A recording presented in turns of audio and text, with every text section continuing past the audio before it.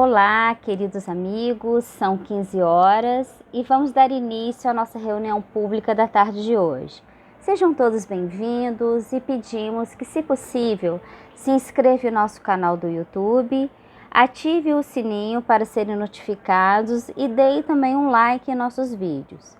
Lembrando também que temos nossa página no Facebook e Instagram, Lar Espírita Servos de Maria. Lá vocês terão todas as informações das atividades online da casa. Vamos agora fazer a leitura da página inicial, seguida da prece de abertura. A mensagem de hoje é do livro Fonte Viva, pelo Espírito Emmanuel, através da psicografia de Francisco Cândido Xavier. A mensagem de número 136. Vivamos calmamente.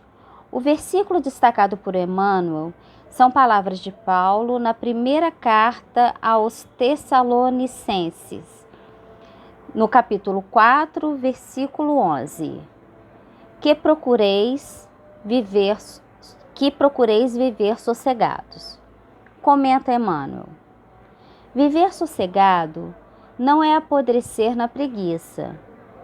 Há pessoas cujo corpo permanece em decúbito dorsal, agasalhadas contra o frio da dificuldade por excelentes cobertores da facilidade econômica, mas torturadas mentalmente por indefiníveis aflições. Viver calmamente, pois, não é dormir na estagnação. A paz decorre da quitação de nossa consciência para com a vida, e o trabalho reside na base de semelhante equilíbrio. Se desejamos saúde, é necessário lutar pela harmonia do corpo. Se esperamos colheita farta, é indispensável plantar com esforço e defender a lavoura com perseverança e carinho. Para garantir a fortaleza do nosso coração contra o assédio do mal, é imprescindível que saibamos viver dentro da serenidade do trabalho fiel aos compromissos assumidos com a ordem e com o bem. O progresso dos ímpios e o descanso dos delinquentes são paradas de introdução à porta do inferno criado por eles mesmos.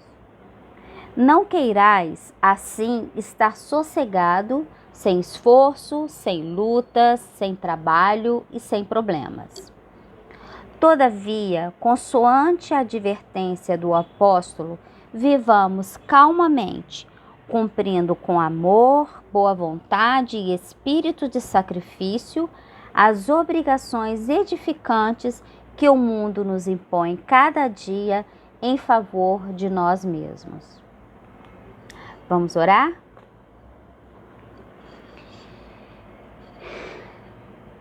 Deus, nosso Pai, querido Mestre Jesus, queremos agradecer por mais essa oportunidade de estarmos aqui reunidos para aprendermos um pouquinho mais sobre seus ensinamentos.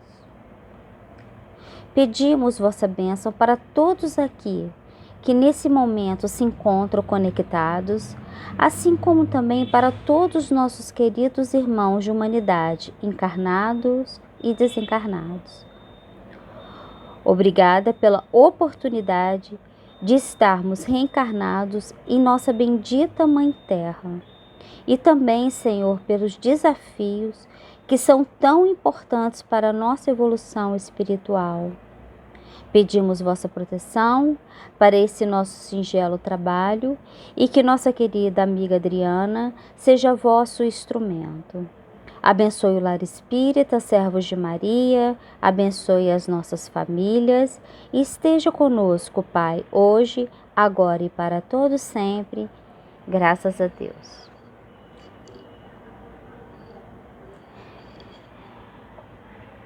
Vamos chamar agora, para conduzir o estudo da tarde de hoje, a nossa amiga Adriana, do Centro Espírita Irmã Rosa.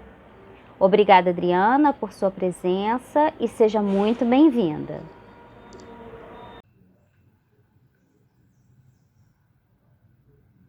Olá, que Deus nos abençoe. Mais uma oportunidade de usarmos a tecnologia para estudar um pouco das lições do Evangelho de Jesus à luz da doutrina espírita. Desejando para todos nós que a página de abertura nos tenha auxiliado a nos desligarmos um pouco que seja de nossas questões diárias, nos ajudando a, mesmo de longe, sentir a ambiência da nossa casa querida, que neste momento já estamos com bastante saudade da sua presença física.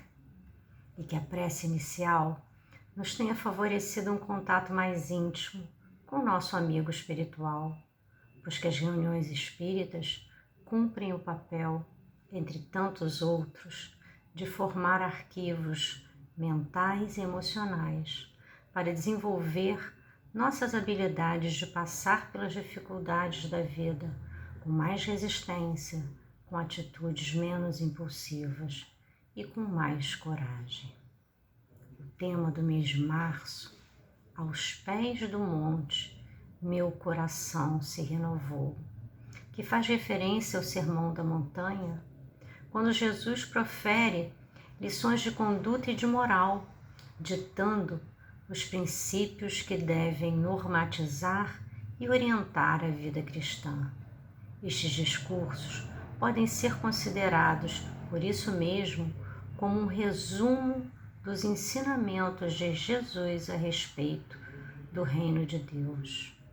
Além de importantes princípios éticos e morais, pode-se notar grandes revelações, pois aquilo que muitas vezes é tido por ruim, por desagradável, por constrangedor mesmo, diante de Deus, é o que realmente vai nos levar à verdadeira felicidade. O teólogo e escritor John Stott diz que a essência do Sermão do Monte foi o apelo do Cristo para que os cristãos fossem diferentes dos demais, que os cristãos tivessem uma conduta orientada pelo que o Cristo trouxe e que não se deixassem levar como folhas ao vento. O reino que o Cristo proclamou deve ser como uma espécie de contracultura, exibindo um conjunto de valores, um conjunto de padrões distintos daqueles que eram a prática da época. Um dia, perguntaram a Gandhi, que mesmo não sendo cristão, expressou a sua vida inteira a doutrina do Cristo, se ele alguma vez já havia perdoado todas as ofensas de seus inimigos. E ele respondeu que não, pois nunca ninguém o ofendeu, por isso não havia a quem perdoar. Nosso tema de hoje: não resistais aos que vos fizer mal. Ele tem por base o ensinamento de Jesus que se encontra no Evangelho de Mateus, capítulo 5, nos versículos de 38 a 40, que diz assim: ouviste o que foi dito, olho por olho e dente por dente. Eu, porém, vos digo, não resistais ao mal, ao perverso, mas se alguém te ofender com um tapa na face direita, volta-lhe também a outra. E se alguém quiser te processar e te tirar a túnica, deixa que ele leve também a capa.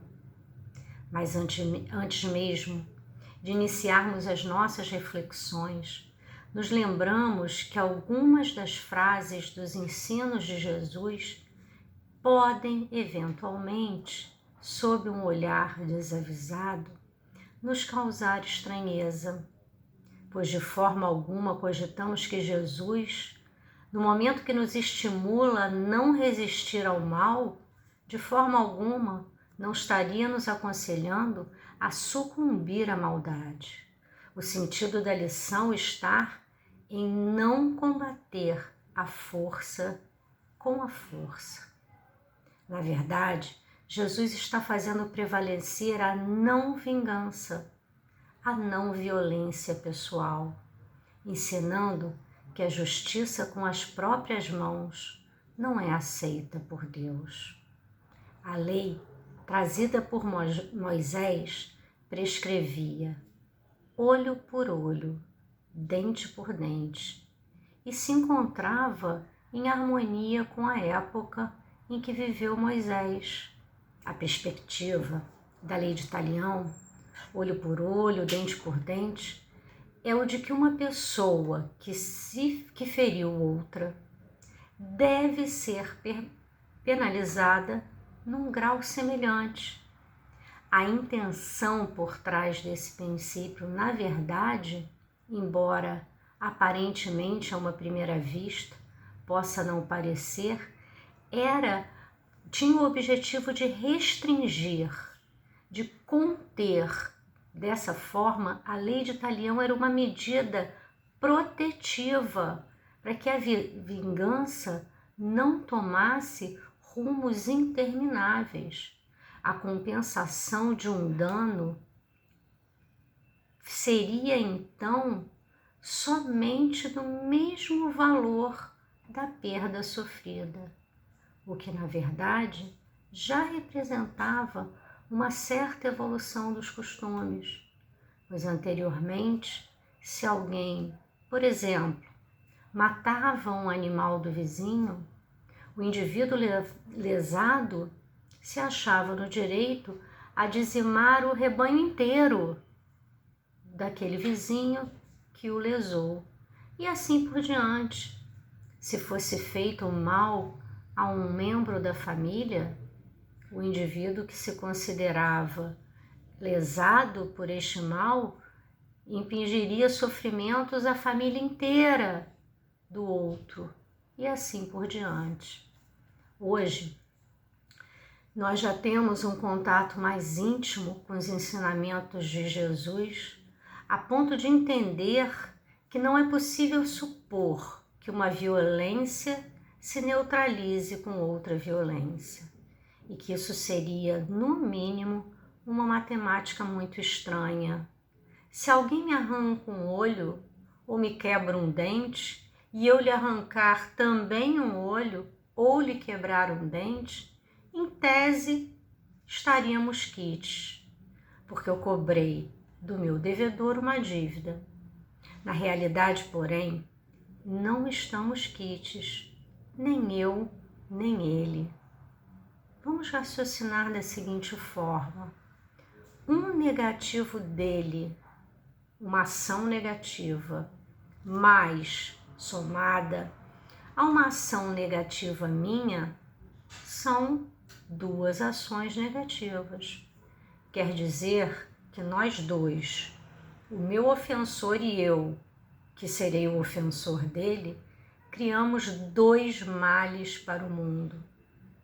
E como a segunda ofensa exige uma terceira da parte dele, anteriormente ofensor e agora ofendido, e essa reclama uma quarta ofensa da minha parte, e assim por diante, estamos nós dois entrando numa indefinida reação em cadeia.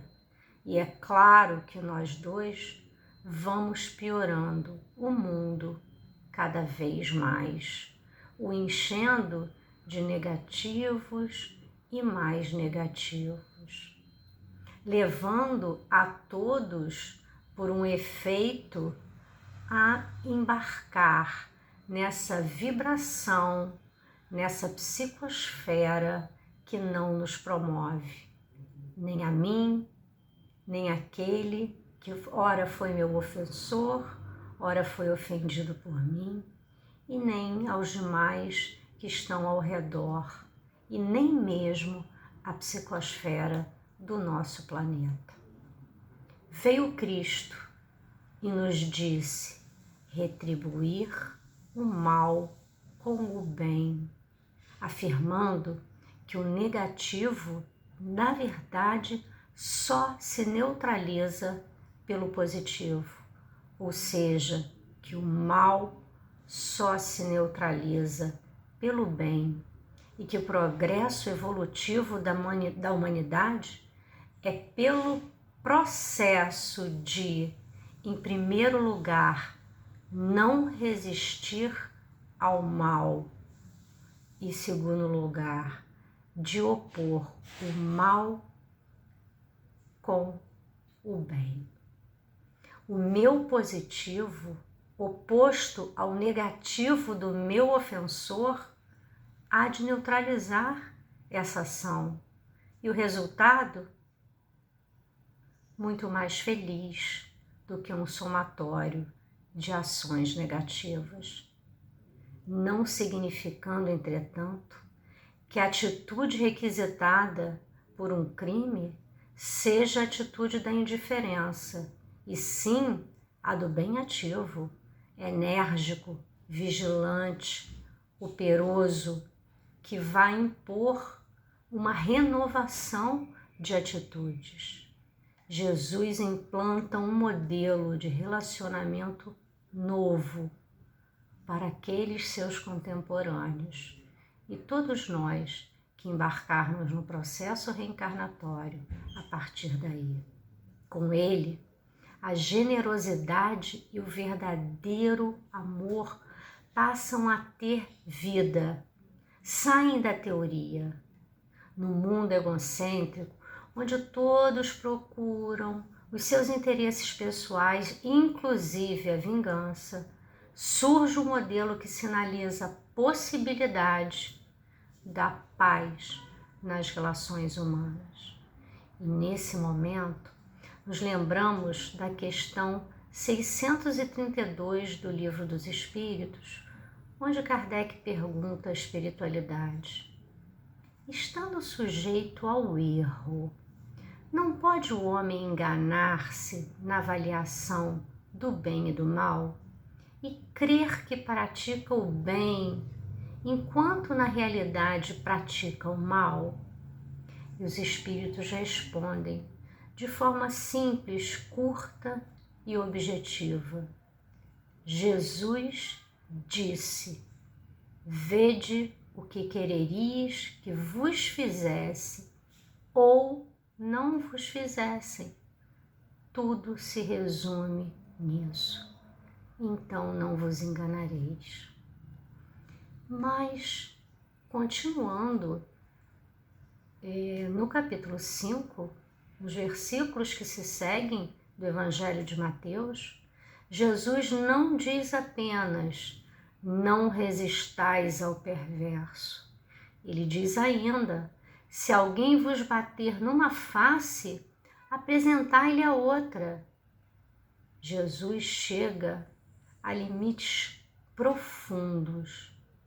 Tal ensinamento nos leva a pensar em ir além de um simples esquivar-se da vingança.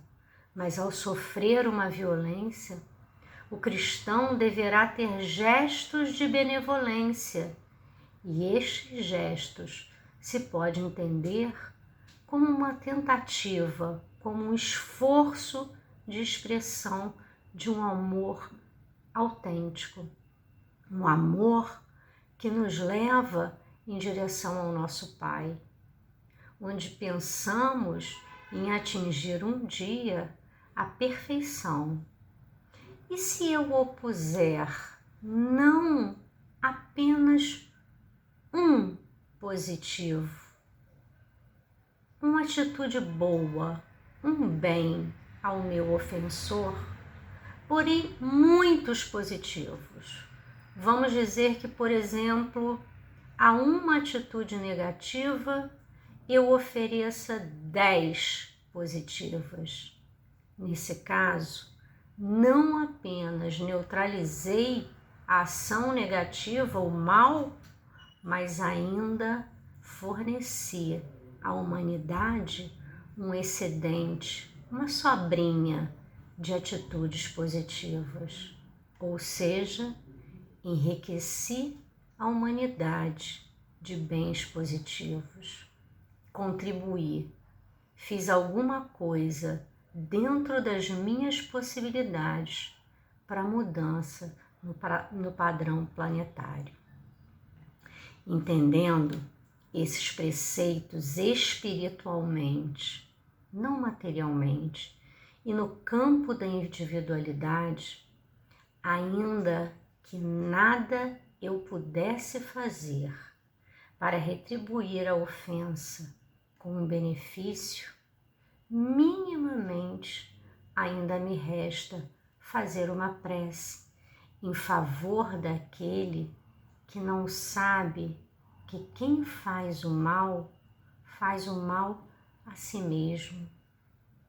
E aí percebemos que Jesus em nenhum momento pretende banir a defesa, a autodefesa, mas sim condenar a vingança, significando a expressão oferecer a outra face, não só uma mudança da paisagem, não só uma ação positiva diante da negativa, mas também que o homem deve aceitar com humildade tudo aquilo que possa contribuir para lhe conter o orgulho, que mais vale, mais nos serve, mais nos é útil ser ofendido do que ofender. Mais nos vale suportar com paciência uma injustiça do que praticar a injustiça. Que mais vale ser enganado do que ser o enganador. Mais vale ser arruinado do que arruinar.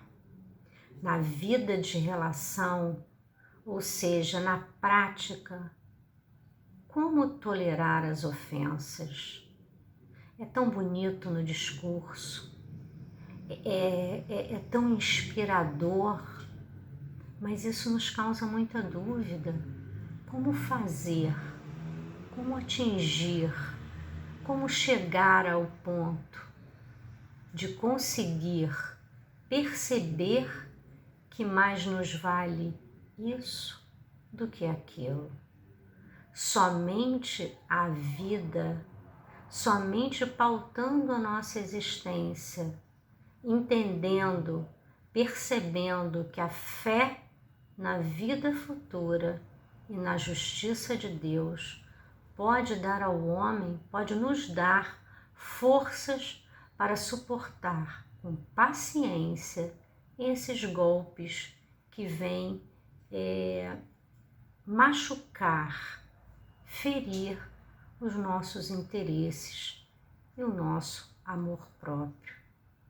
E aí nós vamos dar um pulinho lá no Evangelho segundo o Espiritismo, que vem nos dizer exatamente isso. Lançai para diante o olhar.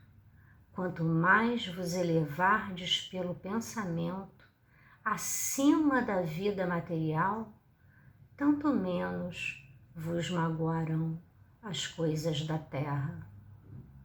Significando que o peso que nós damos às ofensas, às perdas materiais, aquilo que nos fere o orgulho, mais ficaremos distantes de enxergar a vida no plano espiritual.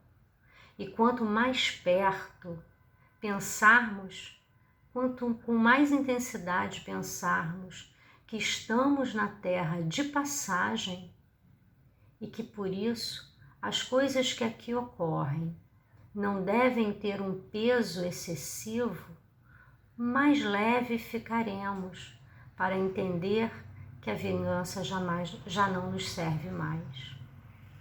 E para começar a nos encaminhar para o fecho das nossas reflexões, vamos pensar na questão 764 do Livro dos Espíritos, pois essa questão nos traz um questionamento que Kardec fez, que pode muito bem ser um questionamento nosso, refletindo sobre esse tema.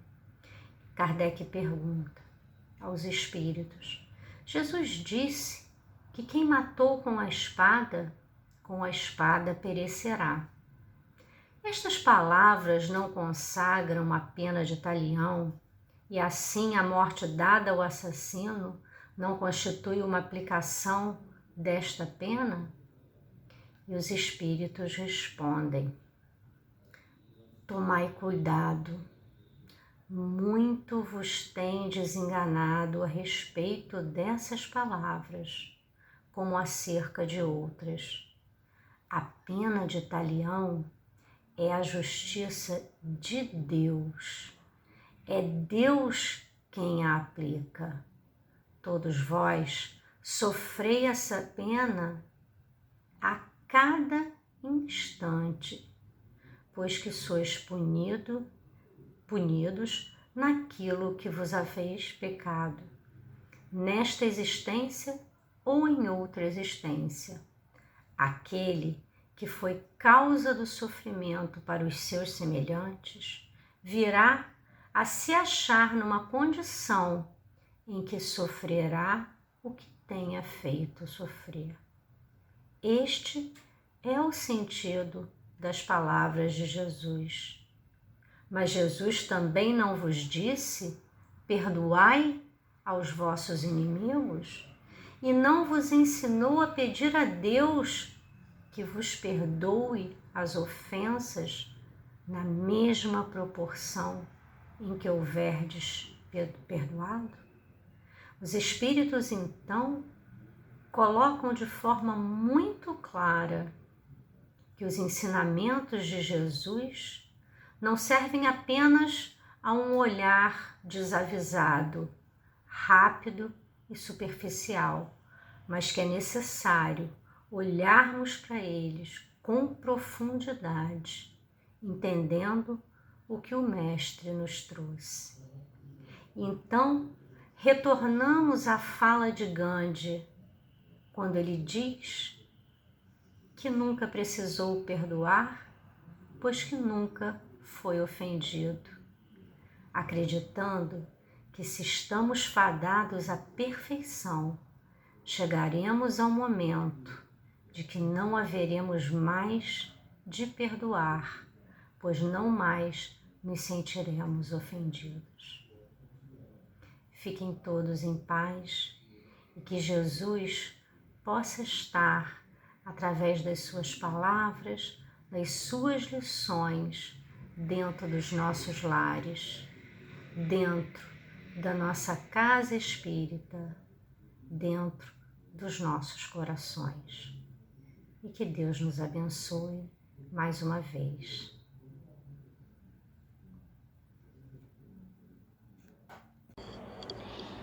Queria te agradecer, Adriana, por suas palavras, que nos mostrou, através dos ensinamentos da doutrina espírita, a importância do perdão em nossas vidas.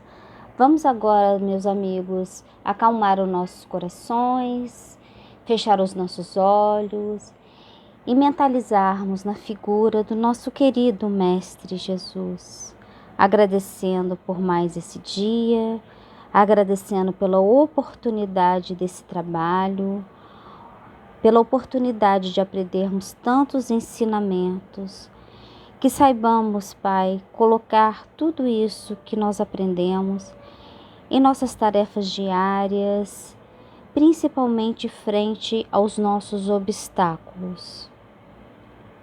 Que o perdão esteja sempre em nossas vidas, que saibamos levar sempre o amor, o equilíbrio, a tranquilidade em todos os momentos difíceis. Abençoe a nossa cidade, o nosso país, o nosso planeta Terra. que passa por esse momento tão conturbado. Que a sua luz se faça presente em cada um de nós e entre nós, hoje e sempre. Obrigada por tudo, graças a Deus.